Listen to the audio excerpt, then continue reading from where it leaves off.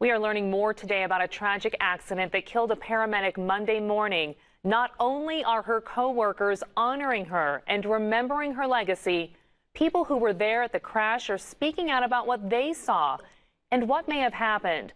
In fact, Maria Miller talked with a man today who says he had talked with Janice just moments before she was killed. Maria? Well, Jen, we told you yesterday there were a series of crashes that emergency crews were responding to when Janice Livingston was hit and killed. Today, an eyewitness told us she had been there for several minutes helping an injured woman when tragedy struck. In fact, he said it didn't happen right after the initial crashes. He estimates it happened at least 20 minutes later. Everything just happened so fast. It was like being in a movie or watching a movie, but being part of the movie. Almost like it wasn't really real. This man didn't want to be identified, but told us he was there Monday morning along Route 271 in Upper YODER Township, stopped, waiting for kids to board their school bus when everything came to a crashing mess. It was collision after collision after collision, and you really didn't know what to do. It was after those accidents that paramedic Janice Livingston lost her life. Authorities say she was there helping those injured in the crashes when a coal truck came barreling through and couldn't stop.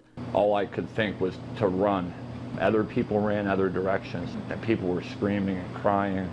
Tree branches like showered the yard because the coal truck had collided with a tree. That truck also hitting Janice. This man says he had just talked with her moments before she was killed. He explains it as the worst thing he's ever seen. I've never seen somebody killed right beside me, knowing that we were just talking and we were just feet apart when the truck came. It could have been me, it could have been anybody. Words will never explain how the feeling was for that call. I can't even put it into words. Her co-workers and first responder family describe the past 24 hours as numbing, something that still just doesn't seem real. She took care of everybody. Just from the few seconds that I talked to her, she was concerned about everybody else's condition. That's what she was concerned. A state police reconstruction team is investigating the accident, but that could take several weeks. In the meantime, the man I talked with told us that entire road was a sheet of ice yesterday, and he blames the weather for those accidents. Janice's co-workers, her friends and family, really first responders across the region have had the absolute worst 2 days.